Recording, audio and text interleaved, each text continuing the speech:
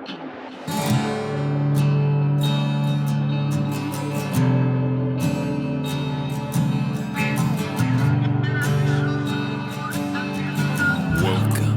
to the InnerVerse.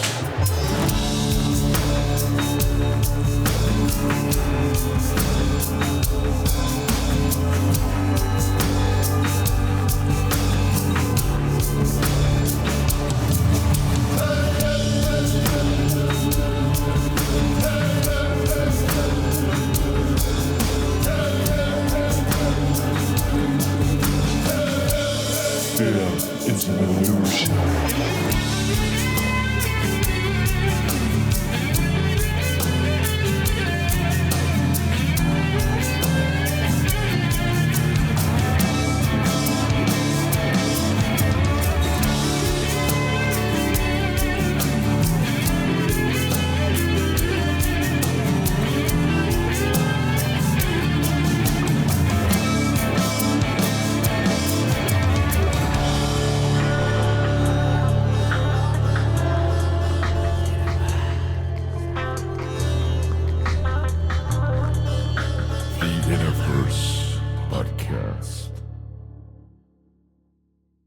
Welcome to the One Within All to the InnerVerse podcast. I'm your host, Chance, broadcasting from sunny Southwest Missouri, where it's another fine day for ladling the choicest gravy in the known universe. Most of the wisest folks I know have demonstrated their intelligence when analyzing the many problems facing our culture by standing behind the most simple and effective solutions. And when it comes to the idiocracy issues, health scare hang-ups, and the all-too-easy downer of feeling dependent on big systems, it's important to remember the underlying answer to all these conundrums, that we always have access to nature and there's always a way to DIY an optimal replacement for the lackluster options at our local supermarket. But by far the greatest homegrown resource that we've got, above and beyond what we can generate with our green thumb, is in our magical ability to make more people. And I know that this audience is hip to the truth that, despite the best efforts of social engineers to implant the toxic perspective in the collective consciousness that people suck, when you recognize that all the problematic players in society were once just innocent little babies, we can conjure up a powerful compassion and shift from a victim mentality to a victory game plan. Of course, just because it's sometimes too easy to create a new human being doesn't mean that the process is without its ups and downs and unique challenges for each couple, which is why in this episode we're going to provide you with a functional knowledge of plant virtues to help with every stage of the journey, from fertility, pregnancy, birth, and postpartum. Joining me is a guest that needs no introduction around here as our court herbalist and fairy folk ambassador. Kyle Denton has been teaching us how to communicate with plant wisdom for many years now, but this time around I'm excited to also be introducing his wonderful wife, Serena Marinelli, who's not only his better half and mother to their son, but she's also the other half of Tippecanoe Herbs, the little shop that could in Milwaukee that's been spreading its radical roots around the world through their many medicinal products and tremendous teachings. As we'll be speaking about childbearing today, it's only appropriate that we bring Serena on, but to be honest, I've been looking for an excuse to convince them to find a babysitter for a few hours so we could bask in Serena's Italian accent and insights and enjoy the excellent vibes that these two share.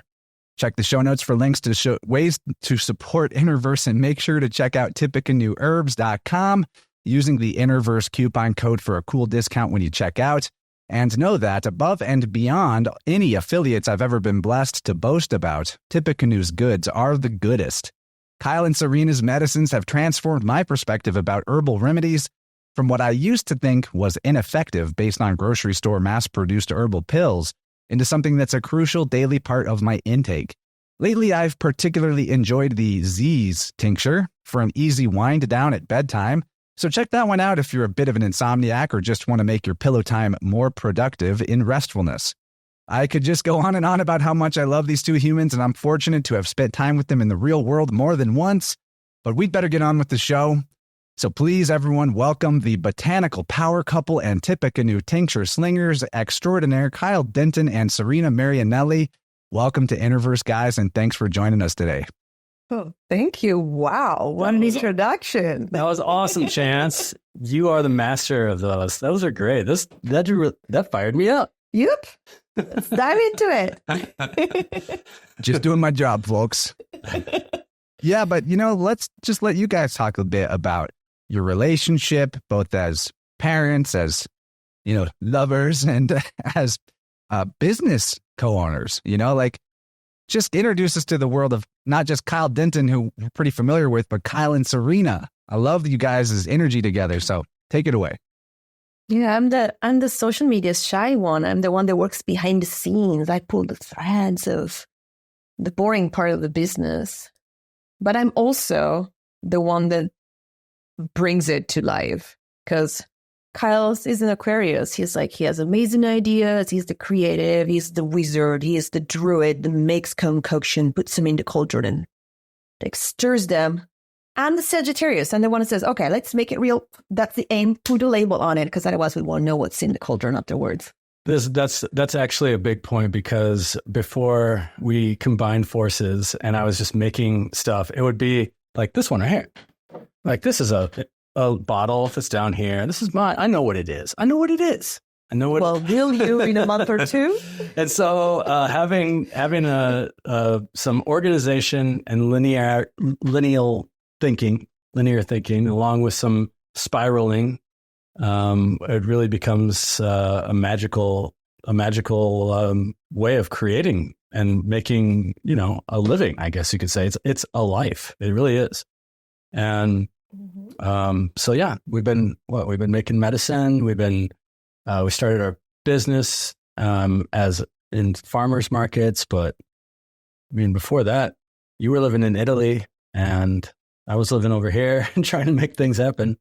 So you want to go into that? And, I mean, the two forces combined and made something amazing, as in our firstborn, which is our shop, and our first actual human born, which is Davide. So you see, two amazing things make another amazing one. Mm-hmm. So it's all about birth and energies that flow, right? Beautiful, you guys. Yeah, you have a fantastic little guy. He's not so little. He's been huge the whole time. Yeah, he's fun to hang out with. I think you can get a lot of information about people by their children. And yeah, Davide is one of the most magical little kids ever. And I'm really excited for you guys going forward with just really being at the beginning of the journey, Tippecanoe Herbs and parenting. So let's talk about let's just get into the main subject, because I know that there's so much here to discuss. And I was hoping to just segment it out, starting with fertility. Mm-hmm. And maybe we could, you guys can go into things like doctrine of signatures, indicators for fertility, and maybe even the male and female side of that. That'd be great. Mm-hmm. Well, I guess the first thing to take in consideration when you talk about fertility is that it's important that both parts take part in it, because there's a big stress about, women, she can't, but it takes two to tango. Yeah. Takes two to make one. So it's important to share responsibility of creation. And so it's, I think let's start from the very beginning. The first thing that you need to do is nourish your body to get it ready to create. So if your body is depleted, there's no way it can make and build another human being. So what I would recommend first thing is get in strength and nourish. Yeah, the building blocks. This goes for the pieces of the body. Of course, we're talking about material being coming into existence, but we're also talking about creation from the point of how it's enriching to an individual as a parent of in an emotional way, how it's enriching in a spiritual way. So nourishment from all of the degrees, from the most etheric spiritual aspect of nourishment down into the physical. When people come to ask me, especially couples, I think this is really interesting. A lot of times at the shop, somebody will just come in. Sometimes people make appointments formally, but a lot of times people will just come in, and they'll be a couple, and they'll say, the woman will approach and say, "I'm interested in fertility. What what do you have a recommendation? And it really is on something that I like to observe is to let's have this conversation with your partner present, because we have at our shop something that we affectionately call the boyfriend couch, which is this little chair that's off in the corner, which is where the boyfriend that's like, women be shopping. I'm just going to look at my phone while the women be shopping, right? And if the boyfriend's on the boyfriend couch and he's not present for this conversation, I mean, like sometimes it's like, hey, buddy, what are you doing to improve your motivating aspect of creation? And a lot of that comes down, from what I understand, I mean, I'll use simple terms, but I don't know if I necessarily agree with the words genetics, but for lack of, really going there, a lot of the genetic material in the placenta is informed by the state of health of the man. And so it would be really important for a man to have that creative reserve, to have that creative potential, and not to be, let's say, wasting it, every night or something like that. If you catch my drift. And these are the types of conversations that boyfriend on the boyfriend couch did not expect to have, but it's really, really important for the answer of that. And of course, like you could talk more about like the nourishment for the fertility aspect for women and everything like that. But to me, it's really important to have both of those pieces in agreement. I mean, it's not just a baby, right? It's like a very, very, very big deal. And having the intention and all of this stuff ready with both partners, it really does ensure not bringing a bunch of extra baggage into this world, or having that baggage there to address when this innocent child comes into the world. Do you agree? Oh, yeah. So yeah, talking about nourishment is like, I think the first thing would be food and diet. And so to just have as much whole foods, organ meats and raw milk and the good stuff that physically builds tissues and builds strength in the body. And then do you want to just hop in? Oh, come on. Right, there's got to be a pill or something I could take so that I don't have to eat. There's got to be one thing that I could take so that I don't have to eat right or change my diet or start exercising, right? Of course, there's like herbs that are really beneficial for that supplementation of that foundational practice and building it and actually motivating it and encouraging and supplying that extra feedback from the body that like, wow, this stuff is working. Wow, going to bed on time works. Wow, sitting down and talking about our dreams at the table instead of watching a movie or scrolling or something is like it actually is making a huge difference in my life. And some of those herbs would be like that we'd recommend. The first one that comes to mind is raspberry leaf. Raspberry leaf. Mm-hmm. Raspberry leaf is a herb of Venus. Oh, you got some nice. The raspberry leaf itself, I just one on the wall. No. It has 3 leaves, typically 3 leaves, and leaves of 3, let them be. They say that's the psyop that I always try to uncover, because they don't want people to get poison ivy, so they instill in Boy Scouts from a young age not to even identify poison ivy, but they just say leaves of 3, let it be. Like don't go looking into any plants that have 3 leaves, okay? But leaves of 3. I say leaves of 3, fertility. Leaves of 3, make a baby.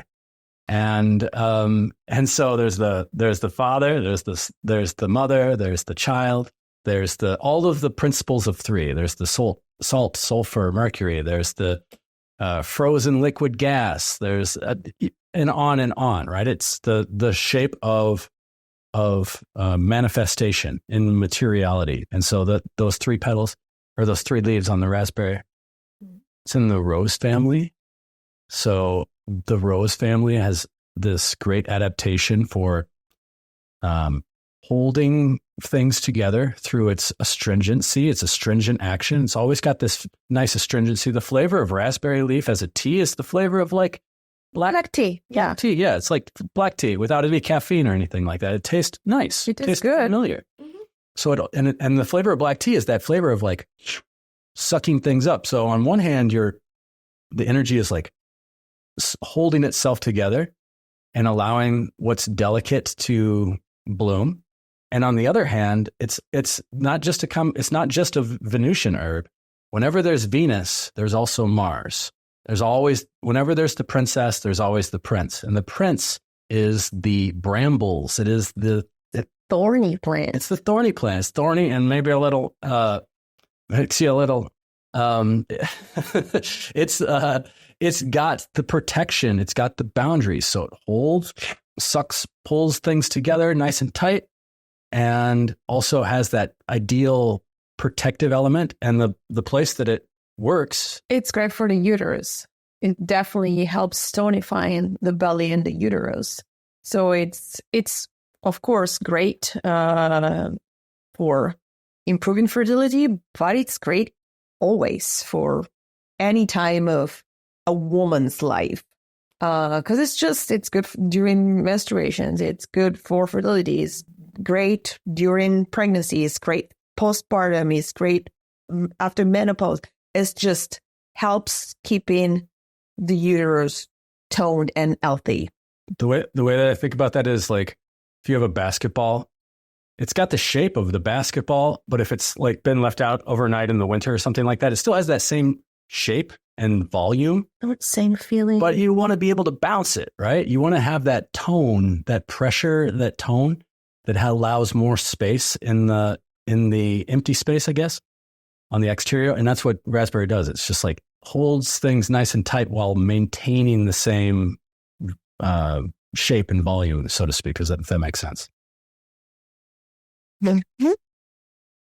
Lots of good stuff here starting out. I really like the rule of thumb, leaves of 3. Instead of let it be, it's fertility. That makes a lot of sense. I've theorized about the meanings behind solfeggio number combinations, and my intuitive feeling around like 369, 639, 963, those combos, is that it had to do with like a generative power, where it's like a new tone being added, right? Something out of nothing almost. Because of that Trinity aspect, mother, father, come together, create child. So I like that you can comprehend stuff like the doctrine of signatures with raspberry leaf and fertility in a similar way. And I'm by far not the expert on pregnancy as a subject matter. Learning about it, though, is why we're doing this. Wanted to know if raspberry leaf is good for all stages of pregnancy, because one thing I've heard, and you guys can correct me if you agree or disagree, is that maybe during the first trimester it's not as good. Or what do you think about that? Like starting it in the second trimester instead of the whole pregnancy. So the thing about raspberry leaf is that it's a very safe and simple plant. There's nothing too complicated, no medi interaction. I personally drank it like all the time when I was pregnant. Do you think that too much? I've seen those cautions, but I don't see any indication as to what they're actually concerned about. I know that when it comes to the first, let's say, the most delicate area of pregnancy, which is a lot of caution, of course. A lot of caution. Yeah. Like, I don't know, just don't do it then. And that's also a good rule of thumb too. If you're not sure, if you have any doubt, just don't. Right. And so with that said, imagine a woman is consuming raspberry leaf every day in order to improve fertility, finds out that she has that she's pregnant and that she's like 4 or 5 weeks, and then also she reads like, oh no, we're not supposed to do that. There's really no caution. I would say there's nothing. I don't feel like there's anything to worry about. However, that's just my opinion. I don't see that that's warranted. But then again, when in doubt, leave it out for a little while. But definitely, it's a safe herb. It's a nutritive herb, and I feel that it's safe all the time. I think what I heard was like anecdotally, a woman saying that in one pregnancy she drank it the whole time and had a lot of headache issues in the second trimester, and then another pregnancy, she didn't drink it in the first and started in the second, and that wasn't the case. But, that is far from a scientific study. But it's like part of this whole question is the woman's intuition. And it's exactly as you're saying, like if you have doubts, it's going to go into the thing that you're doing. So you want to have confidence to begin with in the first place. Exactly. Another question would be plants, or I guess foods too, because foods are our medicine as well, that you might want to avoid for fertility. Well, let's see here. As far as foods go, I think that, we could just take a look at anything that's within the, outside of the circumference of the grocery store, anything that's processed, all of those things are going to have an effect on the endocrine system in general for both men or women. Mm-hmm. Seed oils are disruptive to hormonal balance. So it's something that I would definitely avoid. PUFAs. I think, there's a class of herbs. I know that you were talking about food too, but there's a class of herbs that are labeled as abortifacients. And I'm not sure if I agree with that necessarily, but I do know that they have an effect on stimulating the menstrual cycle to come. I really don't know though if there's any. The reason why I have my doubts is because I used to talk about wild carrot, which is Queen Anne's lace, the carrot, the flower of that, as a. This is something that's cited in a lot of the literature for herbalism. That is something that would induce, or that would have an abortive effect after, like the day after, kind of a thing. But then I found out that somebody got pregnant, after consuming that, feeling that it was safe. And the more I looked into it, the more I found out that there's probably a lot of babies out there named Queen Anne because the plant failed them. And then the more I learned about it, then the more I also found out that the plant has regulating qualities to the fertility in general, which means that it will help with the assisting of, let's just say, letting go of the, helping the body improve its potential for conception, but also making the decision to let go of if it's not in a healthy state, instead of the body straining. So anyway, mugwort would be contraindicated. Lots of yarrow would be contraindicated. Yeah, because that brings blood. So that's definitely.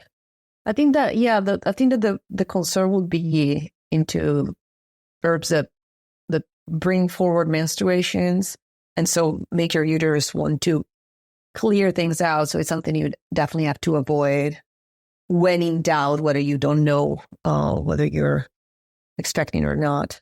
And a plant I was thinking actually is Vitex, which is controversial because Vitex is called chasteberry. So it's definitely not recommended for men. Yes, it's called chasteberry because the monks used to take it so that they would shrink their balls so that they could get, into the spiritual aspect of praying and not have to be in a lustful state, the state of temptation. But that's how it works in men. That's how it works in men, but it's actually recommended for female. I think it's because it regulates estrogen levels. It regulates the progesterone. The progesterone, okay. Yeah. And so it's actually a plant. I'm not that familiar with it. It's very tricky. Yeah, it's a peppery plant. It has a very peculiar flavor. It's very strong, but it has been recommended for women in order to regulate menstruations and thus become more fertile. So there's a difference. Yeah, there really is a big difference with that question between men and women, really. Cool. And when you're talking about stuff like mugwort and yarrow being contraindicated, there's in the whole realm of the question of the cycle of things, those plants do actually play a helpful role elsewhere. Like, being a bit vulnerable, me and my wife had a miscarriage last year, and you really kindly sent us some helpful medicines for healing through that process, including a tincture that has yarrow, motherwort, and hawthorn. And I wondered if we could talk a little bit about that, as because that, in terms of the fertility part of the process, it's more common than I realized until we went through it last year, that a lot of women have a miscarriage their first time getting pregnant, and that can be very discouraging, very difficult. And so beyond just the ways the physical healing of the body can be facilitated through some of these herbs, so too the heart healing part. I think that's where the hawthorn comes in.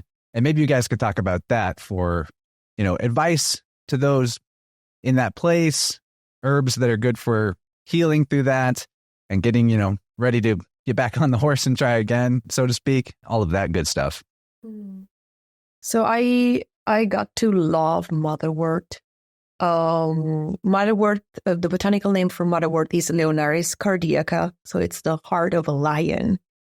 And the signature is this rhythm for which the leaf come out. There's a little bulb and two leaves come out, and then there's a little bump and two leaves come out on the other side, and bump, bump, bump, bump, bump.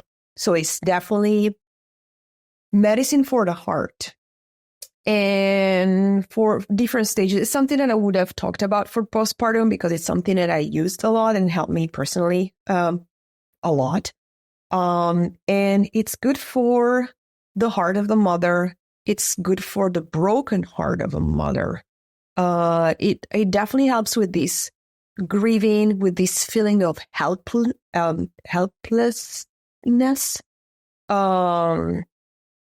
When you lose somebody, when you lose yourself, because I feel like, I think it has a lot to do with identity of the self. That is, you put yourself in the idea of becoming a mother, and this doesn't happen for any reason. And so you have to process that, the change of perspective and change of identity, and you feel lost.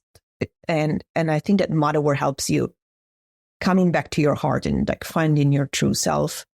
And on the other hand, when you postpartum, you change your identity, because you once were a maiden, now you are a mother. So you have lost what you were before. You are grieving the part of yourself that you knew and you were familiar with, and you're getting to know a newer self that you don't know yet. So you become stranger to yourself. So you're grieving that, and so it just helps bringing you there, and just helps your heart to reconnect to yourself in that moment. So that I think that. Yeah, it's definitely a plant that brings us into the present. And it does that through its flavor. I mean, it's bitter. You can't get anywhere else when you taste it. Like it's right there. It's right here. I gotta be here. I gotta be present. Mm-hmm. So if your mind is in the past, your mind's in the future, your mind is in the what if. What if I did this instead of that? Or what if it would have been like this instead of that? And the heartbeat of our body is the rhythm of the moment. And that's what motherwort symbolizes. It also is called motherwort because it stimulates the movement of extra fluids that we have in our, this happens for both men and women, excess fluids that we have in our abdomen downwards. So that would be really helpful with postpartum with a miscarriage. Same as yarrow. Mm-hmm. Yarrow is excellent for that. Yarrow is the wound healer, and it also is the wounded healer. Achillea, named after Achilles, the warrior. So it's got a warrior archetype attached to it, but it's also a plant of Venus. So it's very healing to that which we feel we may be fighting against, or that which is hurting, or we feel like maybe a hard lesson that feels, painful. But on a more physical level, yarrow stops the blood. And that's why Achilles would apply it to his wound and teaches. That's why Chiron, this is a true story. Chiron, the centaur, taught Achilles how to apply this to stop the bleeding so that, when all the boys went down to Troy, that they would be able to win eventually. And so by applying that topically, taking that internally, it doesn't necessarily stop the bleeding. It also stimulates the downward movement, or it re-stimulates the circulation. So it finds out where there's excess pressure and excess bleeding. And the reason why that would be contraindicated is because it particularly works on the pelvic floor. So that would be really helpful for men who feel like they just got too much stuff going on in their pelvic floor, not just the reproductive area, the colon and everything like that. But and then hawthorn. Hawthorn is an amazing heart medicine. It belongs to rose families, and just like all the roses, they have these beautiful flowers and beautiful berries that you have to, if you want to reach, you have to be very careful because they're covered in thorns. So you cannot just come and grab it. You just have to carefully go around, ask permission, and get to the point. So it helps nourishing the heart, but maintaining your space for healing yourself. Yeah, it's powerful. Great stuff, guys. And I think we're just like in perfect timing in terms of where in the show wanted to start talking about pregnancy itself. So now we've gone through the fertility process. We've achieved the most exciting moment, the positive pregnancy test. You peed on the stick. We're ready to go. Let's go. And you're so happy you could just sing a jingle. That's funny that you mentioned that, because when we were talking about this episode last night, we said it was late. It was right before bed. We said we should write a jingle that talks about that covers, and this is why jingles are important to me, because I want them to be succinct. I want them to be funny, but informative and true. Right. So what did we want to inform? We wanted to talk about nourishing herbs, which are the bread of the herbs in pregnancy, really. And how do you assume that? Yeah, you just infuse them. You infuse them, right? You know what? I have a guitar. Chance, do you mind if I play a little jingle that we wrote here? By all means, I'm looking forward to having this stuck in my head for the next year, like every time that you play a jingle on the show. All righty, cool. Let's see. I mean, as we said, we just thought about it last night. So. All right, ready? 1, 2, 3. When in the oven there is a bun, then you are nourishing more than one. Let's make an infusion, that is the conclusion. They're great for anyone. Raspberry leaf or linden flower, build in my body, I feel the power. Oat straw and nettle, put on the tea kettle and steep for more than an hour. That's how you do it. That's how you make an infusion. It's so easy. Okay, steep for more than an hour. That's it. We'll get to all that. That jingle was fantastic. You guys really are the power couple. Your voices are great together. I love that. Thank you for we're all smiling now. You really appreciate that. I feel like that song was basically an advertisement for the baby bump tea that I'm holding up right here. Yeah, that's kind of, that wasn't exactly, but we could totally put that in there. Yeah, the baby bump tea, which has got oat straw and nettle and raspberry leaf. It's got alfalfa. ALFA, LFA. Hey. ALFA, LFA. Hey. You gotta stop spelling it sometime. Alfalfa. Taste a little like. Do. Hey. There's that one. And and there's rose hips. Rose hips. Yeah. Tell them about rose hips. Rose hips are.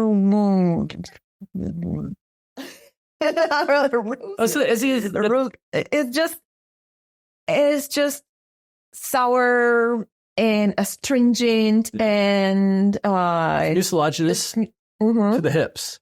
That's what they call rose hips. Yeah, it's mucilaginous to the hips, so it makes things smooth. Makes your hips nice and smooth, and so that they can rock around back and forth, open and unfold. And there's that Martian princely aspect of the rose coming through at the very end there. And yeah, great nourisher. Whoopsie, I dropped my headphones. But yeah, baby bump tea. Any of those herbs could be taken and drank as a simple or as a single. Yeah, the cool thing about them is that they're very, very simple. They're more food than medicine. It actually tastes like a green smoothie. Nettles are so rich in minerals. They're so green tasting. You can really feel it, like filling your body up. I call it milk of the earth. It tastes like green, like if Mama Earth made breast milk. That's what it tastes like to me. You don't want to milk it. No, yeah, it's very stingy. Yeah, super stingy. Actually, I like that. Yeah, I know you do. But that's another story for another topic. But so the thing about them is that they're so rich in nutrients and minerals that you really want to steep them for over an hour. And the way that I personally, or we recommend drinking it, is just get a handful, put in a jar, fill it up with boiling water, forget about it. And then when you remember about it, you just strain it and drink it so that you let enough time for all the good stuff to get out of the leaf and into your tea. And I like this is why I wanted to talk to you guys, because I'm always like putting the lid on Jenny's baby bump tea and like, don't touch this for 15 minutes because she likes her tea burn your mouth hot and she'll just start drinking before it's steep. Sorry, I'm calling you out. You can reheat it. You can reheat it. But the thing so we're going to make yours steep for an hour. Yeah. It's gonna be good. I personally love seeing the herbs dancing when I make my teas. That's why I like infusing in jars and then use a strainer to strain them afterwards, because I feel there's some magic in this. Herbs dancing around and doing their magic. It's like, oh, I'm going to release all the good stuff. And then, just I talk to my teas. And I think it's important to let the herbs free to just get the good stuff. And that's their gift to you because you let them dance and be happy. Put the lid on and you can strain and then reheat it afterwards if she wants it super hot. That's totally fine. Cool. Okay, so we're in the pregnancy part of the journey, and let's say we're starting maybe with the doctrine of signatures, indicators for pregnancy itself, if there's anything different with that compared to fertility, or if we're kind of in the same ballpark. I think we're always in the same ballpark. All you want to do is just nourish your body, get ready. Well, I guess that once your body gets pregnant, there's a lot of different components coming in, and a lot of different side effects, if we want to call them that way, like morning sickness, headaches, nausea, and all that unpleasant part. But you can really avoid it if you are well nourished. I feel like, or have a grasp on it. And also we already talked about that. Is like following your intuition in what you want and what you don't. So I feel like the cravings that we get when we are pregnant are an indication of your body trying to communicate something to you. So just totally embrace them and just avoid things that your body doesn't make you, that doesn't want you to have. Don't think, coffee. It's like, I couldn't stand the smell of coffee, and it's just probably my body doesn't need caffeine because I need my baby to be calm and quiet. And cinnamon, you didn't like that? Yeah, cinnamon. I don't know. That was weird. I don't know what that's about. Right. And chocolate, which is like coffee, cinnamon, and chocolate, which are like the base of my coping mechanism. Is like all in once. Like, no, cannot do that anymore. Yes. But I started doing salsa though. It was like, I never ate salsa before. So maybe I just needed, sour. I don't know. Yeah, right. Exactly. Like, I don't know. It's like my body's telling me to, so I'm fine with that. Mhm. And so, yeah, I feel like increase of protein is fundamental for that morning sickness.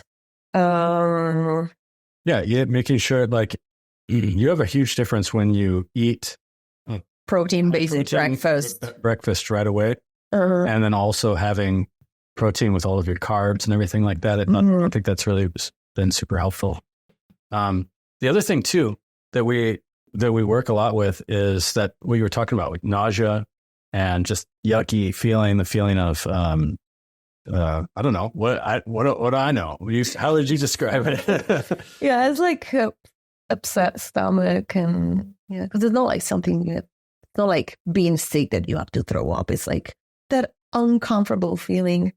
Ginger very often is recommended, but it can be a little aggravating because it's very heating. Yeah, if you have a pitta wife, like I do, then ginger can be. I cannot do ginger. Yeah, ginger makes pitta more pitta, and if pitta is the fire element, and so I've worked with herbs that have like more of a tridoshic balancing effect that I feel like are really helpful for all the reasons why someone would express or a woman would express as illness and nausea. So fennel, which is really it's a spice, but it's neutral. It's not heating, it's not cooling. That one's really helpful. Marshmallow root, which is heavy and moistening. Dandelion root, which has that downward energy. Everything wants to come back up. Pull the plug and bring it back down with downward. With dandelion, which has that tap root, it makes everything want to go down, down, down. And then we add in some meadowsweet, which is really nice. And that one's called tummy time. That's a really good. That's been a super helpful one for a lot of mamas. Is there anything else in there that I forgot? I don't know. But yeah, the point is. When it comes to like nourishment and it comes to these types of things, I really feel like it's also important to have a tea or to have something that's like made as opposed to like, a quick dropper or something like that. Of course, the quick droppers are fine in some instances for more specific things. But when we're speaking generally about pregnancy, it's really hard to speak generally unless we're talking about plants that have a really non-specific and general action. And that's our category of nourishment, nourishing herbs, the mineral rich herbs. Good stuff. And, so we're talking about the first trimester part of pregnancy, very crucial, critical time in the development. I feel, things are less secure. Like the further a life goes along and develops, the more it has the ability to hang on, right? So the nourishing part is probably extra crucial at that phase. Sounds like, and what I'm learning here is that things like morning sickness, instead of looking at that as like a given or constant for pregnancy, that it might be an indicator of eat earlier, eat more protein, just in general, do more nutrifying. And maybe that's not something that has to be a regular daily occurrence for the woman who's pregnant. Now, I want to actually ask about the men for a moment. Want to include the men here, get us off the boyfriend couch. And make breakfast. Exactly. That's kind of to my point. Bring it to bed. What do you think is a good, like, energetic supporter for the man who wants to be the sole provider during and after pregnancy? Maybe he finds out his woman's pregnant. He gets her to quit her job. You're going to be a full-time mom. Or maybe he'd already, been acting as the provider, but now the stakes are a little higher. Starting to sweat a little bit. The big show is coming up. What do you say as advice or herbal support for the dudes out there taking the mantle of fatherhood? There's from the most base perspective, there's a category of herbs called adaptogens, and adaptogens means it's a very it's a helpful definition, but it's basically it's herbs that help people adapt to stress, and it helps all systems of the body. There are specific herbs that, I mean, they have to have specific functions. They adapt every system of your body to stress, and they don't deplete any. And so my favorite herbs for men that are going to be working a little harder, staying up a little later, waking up a little earlier, and having and expanding the capacity to show more love and self-honesty is American ginseng. American ginseng is the bomb. It's so good. The Kapow.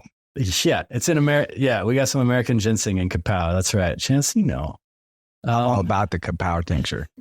Yep. Got to get up. Let's go. We're in Wisconsin. Panax quinquefolium. Yeah, Panax Quinquefolium. Quinquefolium, yeah, right. It's Panax. We're in Wisconsin, and we are in the American ginseng capital of the world. Thank you very much. And that's a lot of American ginseng is grown 4 hours north of here in an area called Wausau. And one of the things about the American ginseng industry is that it is heavily pesticided. It's extremely expensive, and they don't want the deer to eat it. And it's in northern Wisconsin, so they just spray the crap out of it. And there's even crazy invention machines that will get it from every angle and so it's super duper important to find not only an organic source, but a trusted farmer that also has all of the specs of everything that they do. And that's where we get ours from. And it's not that hard if you live in Wisconsin to find a really good American ginseng grower. But to me, American ginseng is the capacity builder. And I feel like it's a really good one for a long term. I also feel like in Asia, where ginseng is more utilized, that American ginseng has that more balancing of yin and yang energy, as opposed to the Chinese or the Korean ginseng, which is a little bit more yang. And there can be some drawbacks to having just way more masculine energy being updated in the household, especially when I'm talking about also updating and improving the capacity for love and for kindness and for compassion and presence. The other thing, so that's on one hand. American ginseng, I think, is great. We could talk about ashwagandha. We could talk about reishi mushroom, which is also a really nice one, also for women in this time. But I find, actually, as a person who is really engaged with improving my spiritual capacity, is working with flower essences. And this is the opposite of give me the strongest shit you got. I need to make it through the day, and I need to take on an extra job, and I need to get this project done before we're at 8 months and all this stuff, right? That's the American ginseng side. For the I'm going to allow the lessons of spirit and the way, the destiny to be laid bare, to be exposed to what it is that is my lesson here in this, and in a spiritual updating way. I find that flower essences are awesome. And I know that you're working with Lotus Way, and I've been taking some other flower essences lately. And in particular, there's one called Truth Teller. And that is the bomb. It's on the bottle, it says conviction. And I found that to be extremely valuable, because when there's a lot of things that I want to say, that I feel like I can't. And it has to do with, being a man and running a business with a lot of women. And then also having social positions and equity building, and also being a husband and a father. And so a lot of that stuff I feel like that I want to say and really want to express gets like pushed down in a lot of ways. Of course, you and I recognize this in biofield tuning as well. But with the truth teller, I feel like it really helps unravel a lot of that pressure about what needs to be said, what boundaries need to be explained, with what conviction needs to be made without all of that masculine rush of energy coming at you. It's very, very softening to that. And, I'll add to what you're saying too, that beyond just the throat chakra concept of being able to say what you feel or what needs to be said or speak the truth, the conviction as a concept is like the most masculine thing ever. You know, we carry the Y chromosome, and the most effective motivator for us to crush is for us to stay focused on our why. Why am I doing this? The why. You know, we're the Y chromosome carrier. So that makes a lot of sense. I haven't tried the truth teller yet, but it's on its way. I'm looking forward to that one. Right on. Shout out to Katie. Yeah, shout out.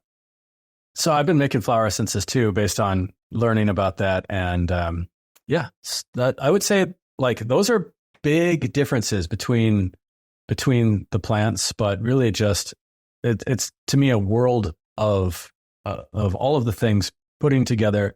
Also finding, you know, there's something that changes that's being called to change, and it's important to recognize what that is and lean into it. Really, really lean into it. And so my world changed dramatically when she got pregnant. And some of the things that I had been, some habits and other things that I had always thought about, you know, I should change this. It became extremely easy for me. And I don't know why. It was like a switch. It was like, okay, that's done. That part of my life is done.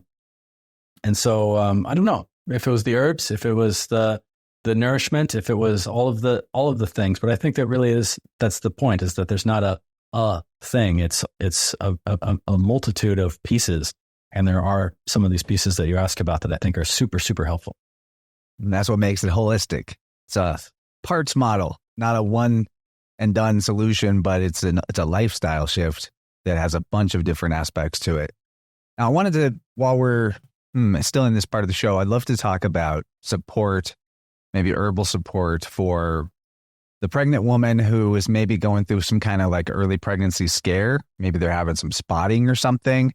And, you know, the advice of bed rest and take it easy until all that clears up is good. But especially first-time pregnant women, there's sort of a common miscalculation of what kind of heavy lifting, literally or figuratively, that they can do. And, you know, so like things that might facilitate healing if there was a problem without losing, or, you know, encouraging to take it easy and get the most out of the restfulness that is encouraged and frankly kind of necessary during pregnancy. Can we talk about that, like support for potential crisis situations, or just keeping it healing? So the thing, I'll go towards raspberry leaf again, or maybe some chamomile to chill and stop carrying those weights. I think chamomile is an excellent remedy. There's chamomile. Chamom. The chamom wants to go the extra mile, but why don't you rest a while? Chamomile is such an amazing plant with so many incredible virtues for all the phases that we're talking about, fertility and pregnancy and postpartum. But what are your experiences? Yeah, chamomile is soothing. It's like a lullaby to yourself. So it's definitely helps unwind and take it easy. Yeah. It's not just for bedtime. You can drink it in small doses throughout the day also. And just, helps unwind and calm your nerves probably. The way that I think about chamomile, like its actions working in the body, is that it is a plant of Virgo in my astro herbal chart. And so it's working on that plexus, that ganglia of the other 12 centers that are informing the guitar just fell over, sorry. The that's informing the parasympathetic and sympathetic and all the tension that's being held in the digestion and the improving the ability to have that gut intuition and all of that. When that can get really tightened up, especially we're talking about like solar plexus, right? Like in that area, that puts a lot of pressure on everything below it. That puts a lot of pressure on everything above it. And what chamomile does is it just comes in, it gives a nice little hug, helps unwind all of that ganglia in a nice, organized, Virgoic, mercurial fashion. Yeah. And super, super, super medicinal, but very, very gentle. Doesn't have to be strong. It doesn't have to be like that masculine American ginseng to be effective. Very, very, very, very effective. I think that one. You know, Chance, you bring to mind, and I'm blanking it. There is a magical herb that I've read about that is, it's an herb, but one of its magical uses is for protecting troubled pregnancy. And for whatever reason, I'm blanking on it, but I know that that's there. I'm gonna have to follow up with that one though. Cool. Maybe we'll take a little pause and we can look it up and bring that forward in hour two. Potentially, we'll see. We still have some time left in maybe about 5 minutes here. We don't have to be exact, but in the free hour, I'd like to talk about the bun in the oven belly oil, which I think has a lot more benefits than I originally was aware of.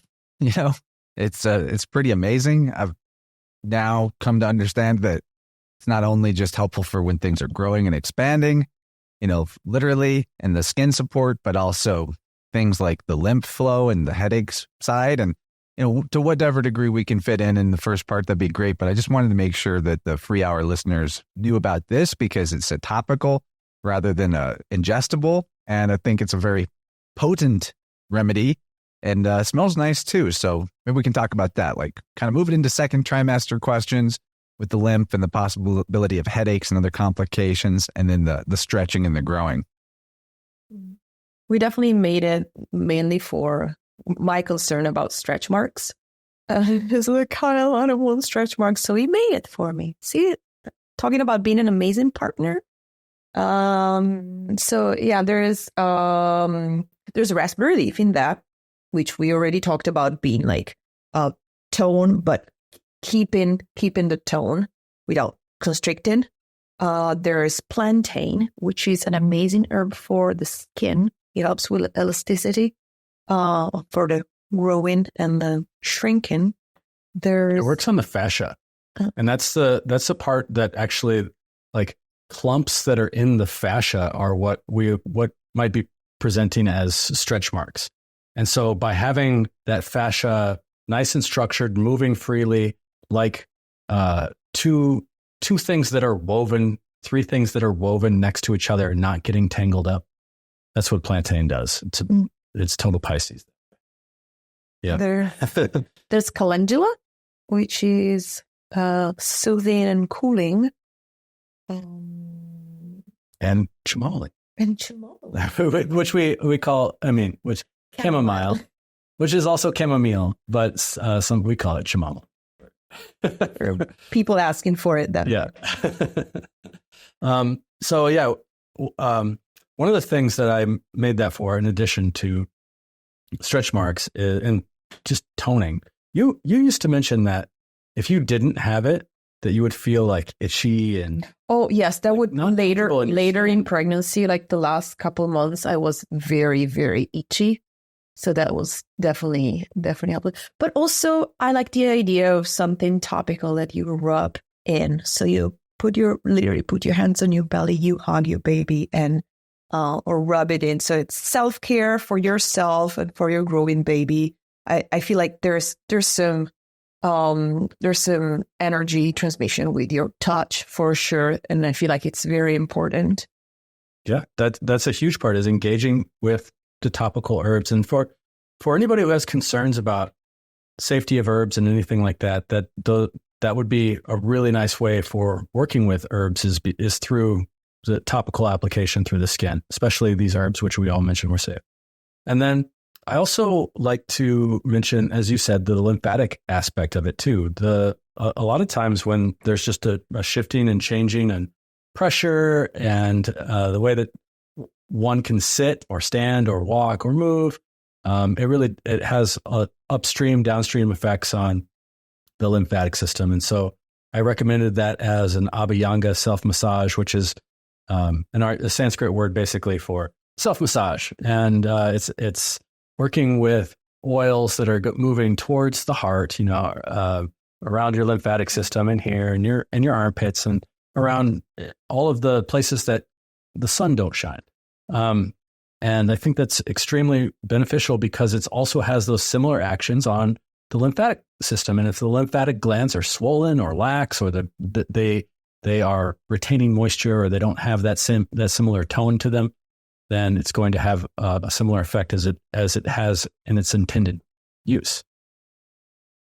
I don't think we put any essential oils in that one either. I think it's just bare herbs. Plain herbs, yeah. And maybe there's lavender. I don't know. Pumpkin seed oil and avocado oil. Yeah. So those are the carrier. Those are the carrier oils. And so that's the other thing that I think is really important too, is that in a lot of herbal medicine, you'll find that there's a carrier oil, and then sometimes people just go carrier oil and then essential oils to make it smell good and have this effect of the essential oils.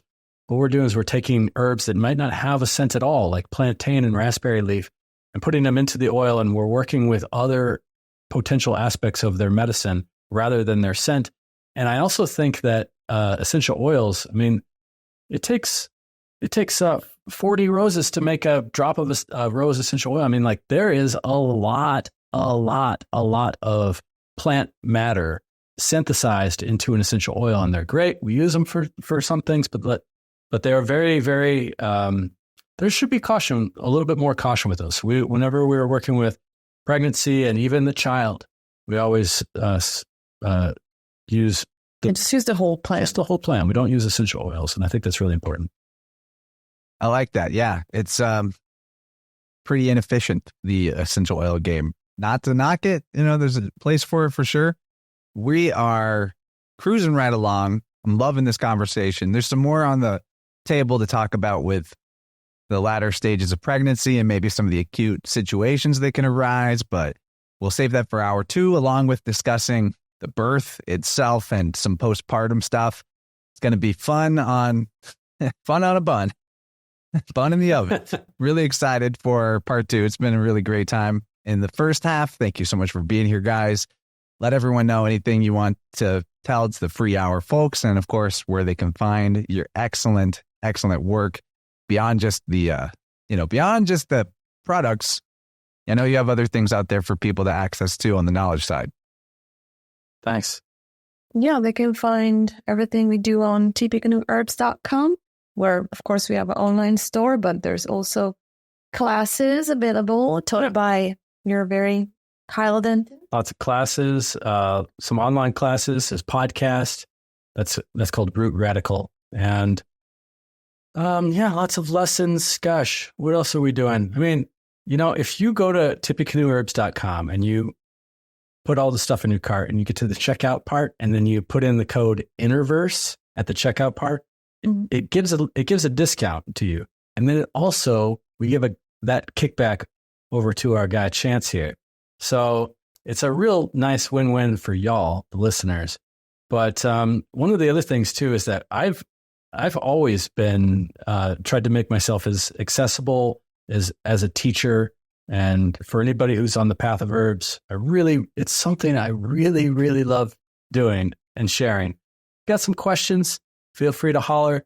Set up an appointment. I also do herbal biofield tuning and other forms of herbal consultations, which has been awesome.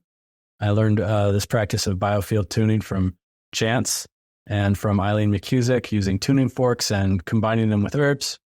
That's been a real game changer as far as my clinical work has gone. I really feel like a major level up has occurred for that and the ability to help people. And, we got a really cool shop, and we teach really cool classes in person too. And so if you're in Southeast Wisconsin area or you're passing through, come on down. We got a great cafe. I'm drinking some lemonade with butterfly pea powder and lavender lilac syrup that I snatched from the cafe today. Like all kinds of really cool seasonal drinks. And a lot of your listeners have made the trip to visit me, and I think it's so cool. And I love this community that you've made, Chance. So thank you so much for allowing us a chance, opportunity to come on and chat more. And we're excited for talk more about this stuff in hour 2. Beautiful, guys. And of course, yeah, you're got to be like a top favorite for listeners here. Can't get enough of the Druid, Kyle Denton. And Serena, it's really lovely to have you on too. It's just music to my ears to have you guys mixing it up at the same time. So we'll get into it more in part 2. Thanks for being here, everyone. Tippecanoeherbs.com. Be there or be square. All right. See you on the other side.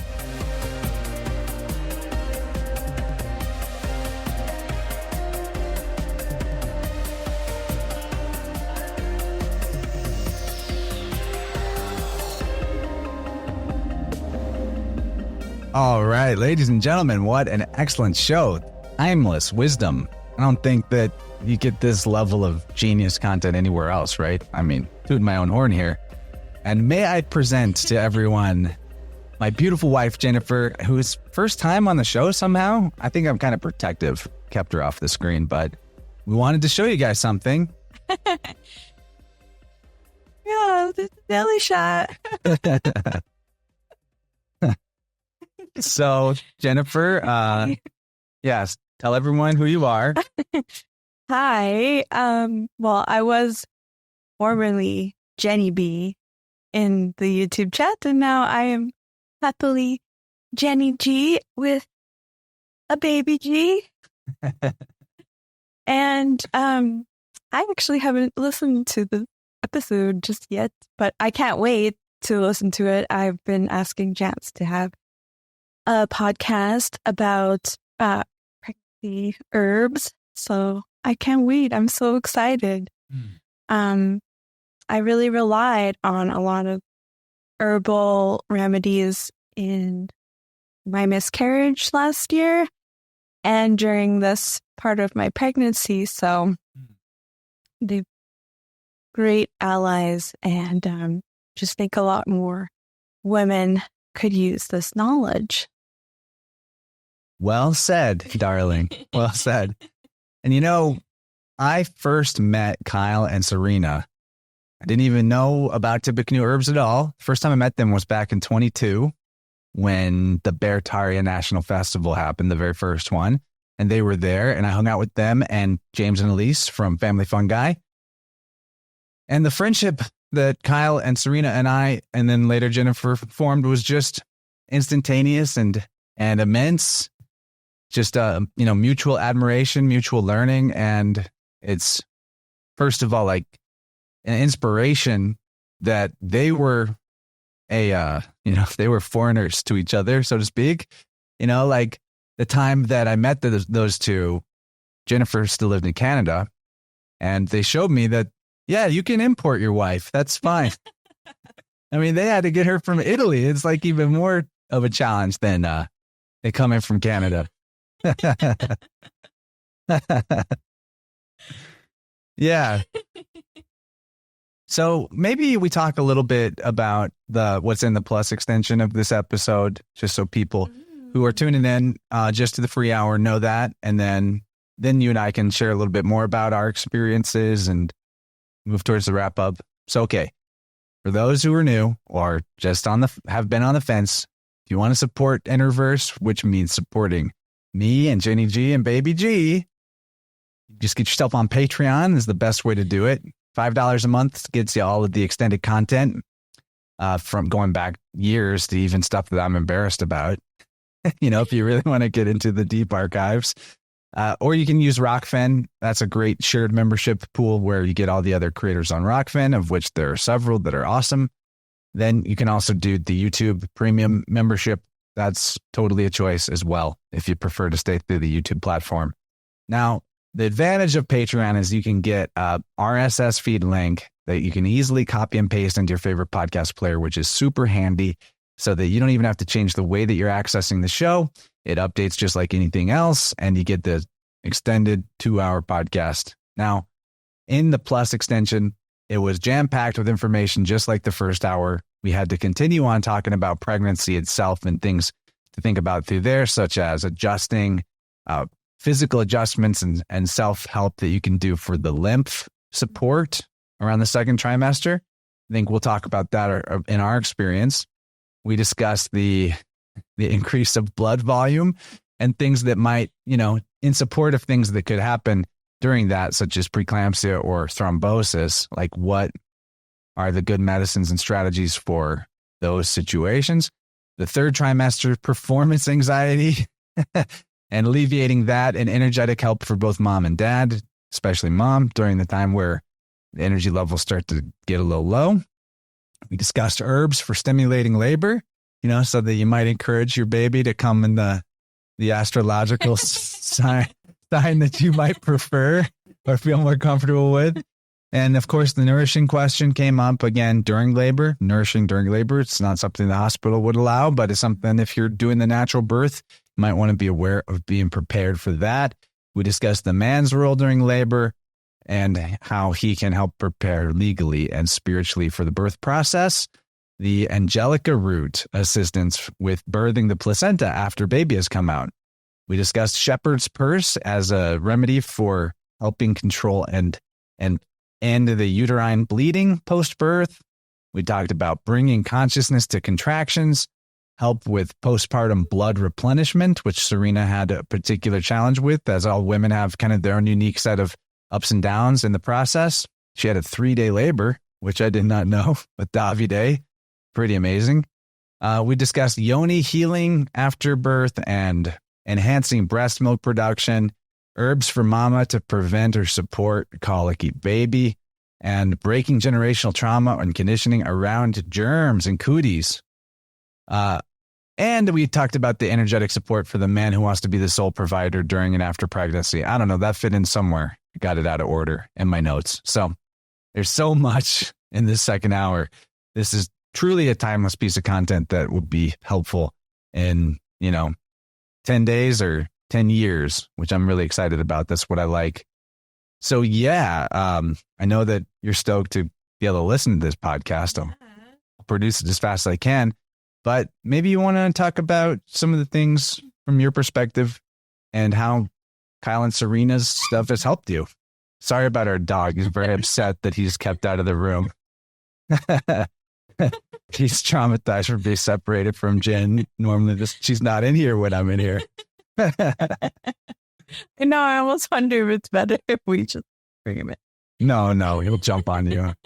Too much. Yeah. Well, I don't know. The first thing that comes to mind is I don't actually remember how this came about, but we received. I asked for help because the first thing is our miscarriage last year. Yeah. And, I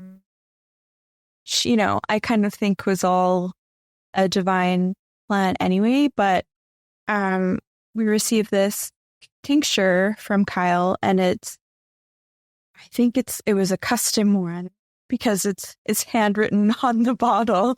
I don't know if you could see, but this one is well loved.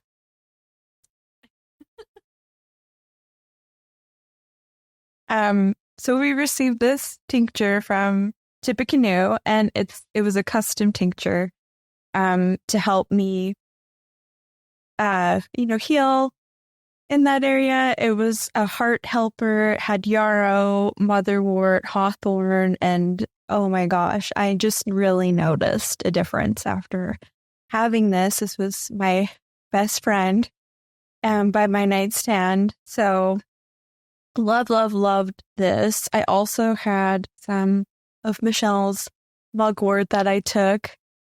And these two were just such, I can't express really, but such lifesavers. And so, in this pregnancy, I knew ahead, going in, that herbs were going to be my friend as much as I could use them.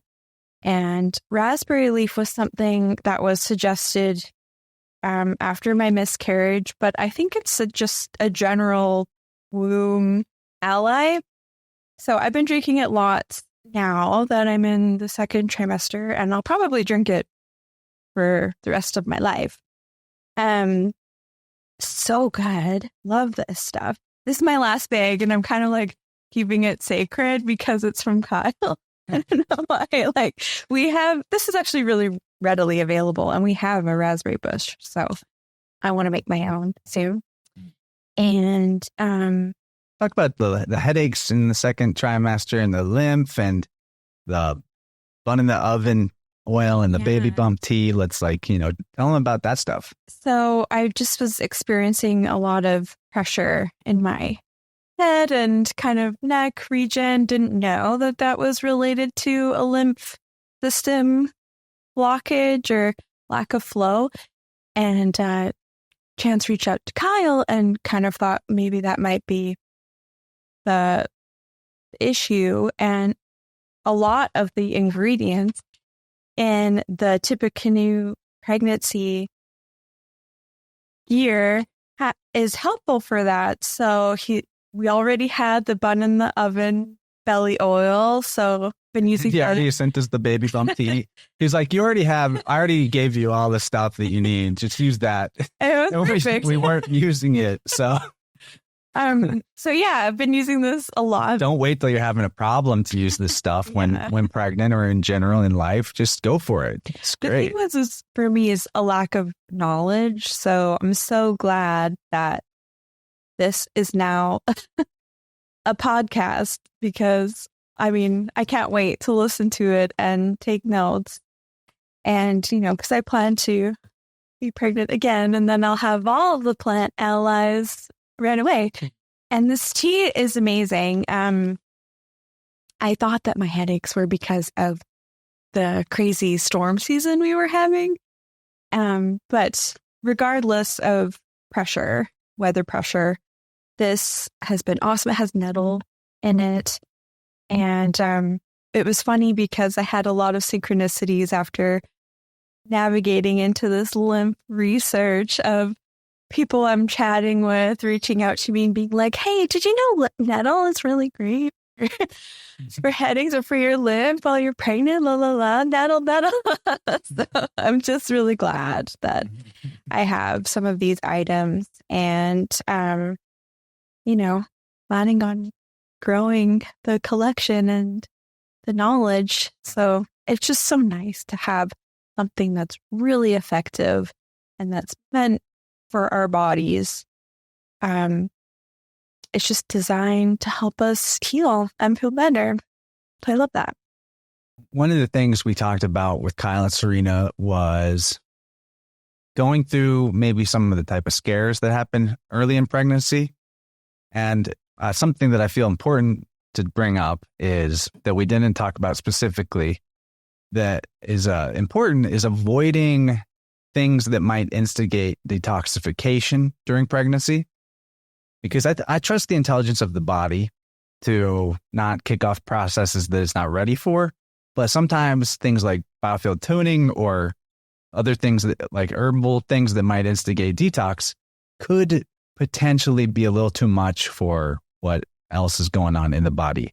If you're giving it the signal to do something that it wasn't going to do, there could be issues with that. And like to give the example, when we had our first pregnancy, I actually did do a tuning on Jennifer, even though Eileen says not to do that during pregnancy. And we're in the first trimester. And after the tuning, she started having some spotting. And that was like scary. And then, I think it wasn't just that as the cause. I'm not blaming myself or us for doing that, but there were some other unnecessary stressors going on in life at that time and trying to metaphorically keep doing the heavy lifting that she was accustomed to in the time and showing up and being, ready and able to do stuff that maybe she wasn't internally feeling up for. And I think all of that stuff was just a constellation of complications that probably contributed to the miscarriage. But it was in divine timing because at the time we got pregnant the first time around, it was a surprise, a happy surprise, but Jen still was working her job and, maybe you can talk about not feeling ready or prepared and like the difference that it has made to us that, to have the second try.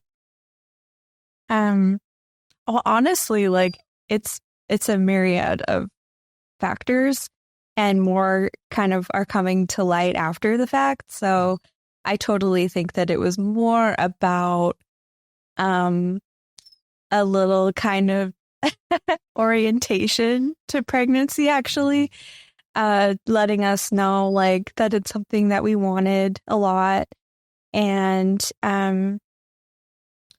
that just wasn't the time. And because of all the other factors that were involved. So it was a really tough lesson. Like, to be honest, it gave me a little bit of wobble with my connection with source. But since then and being pregnant, it's actually been a really great lesson. So in a way, I'm kind of glad that I've gone through that and experienced a little taste of what it's like to access that channel of actually giving birth too.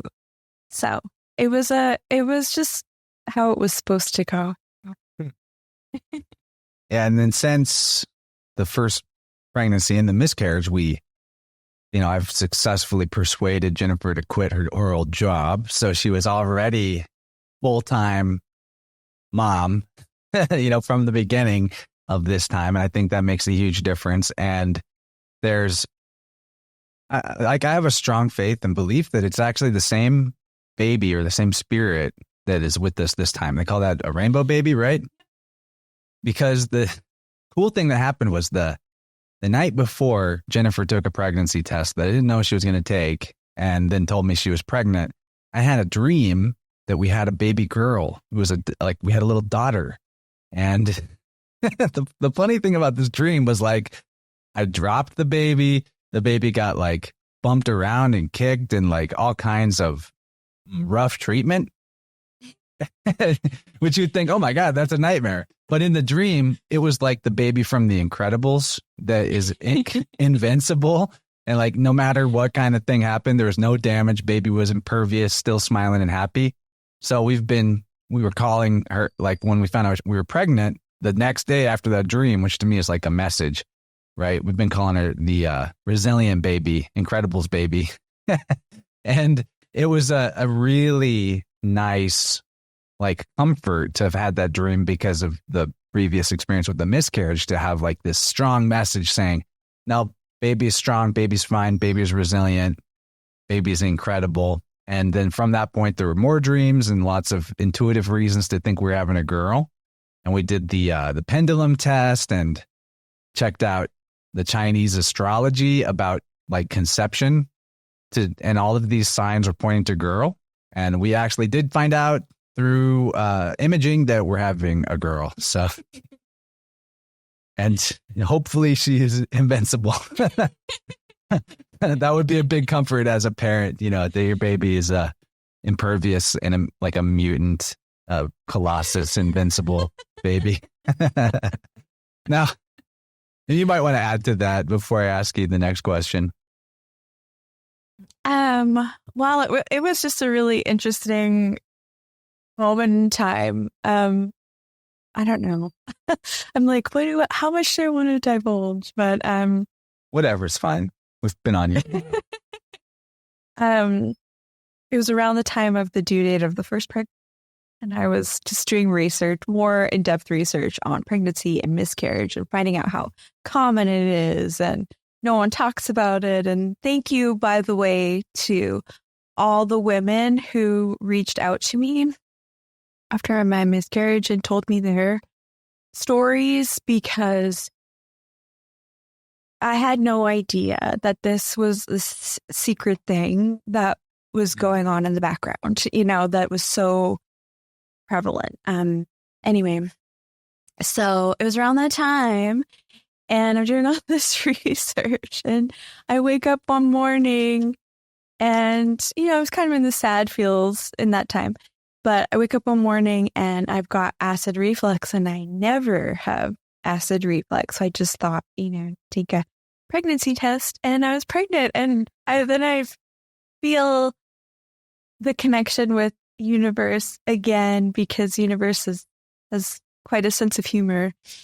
And it was like, you silly, like, what are you so sad for? Why are you in your feels? Because you've been pregnant this whole time. So yeah, it was a totally magical moment. I'm so glad that you're here with me in the outro. We should do this more often. You look good on camera. You're like glowing and beautiful. I love you. Can we tell the ring story? Oh, yeah. So we're learning lots. It was at the imaging place, and I was feeling celebratory, and I had been wearing my ring. And so I thought to put it on, and because I don't really like to wear rings typically, but anyway, so I'm putting it on, and I wore it for a couple days. And little did I know that you're not supposed to wear rings when you're pregnant because of the extra blood flow that you have, and you can swell. So my ring got stuck on my finger, and it hurt a lot. Yeah. And I kind of had a little bit of a panic moment because it was like this thing stuck on me, but we made arrangements. We tried everything. We couldn't get that sucker off. So like, be aware that your lady is making extra blood. But we went to our trusty diamond Jew who we bought the ring from, and he got it off in a flash and was really cool about it. And we'll just get it repaired and resized after the pregnancy. But it's just a really funny story. Like, there was definitely some panic. And like, I'm over here like, I must fix this. How do I fix this? But it's like 10 o'clock at night when she tells me that it's stuck. And she's like, it's cutting into my finger. And I'm like, oh my God, we're going to lose the finger. Anyway, that's just a funny story. Things that happen behind the scenes at the InnerVerse studio.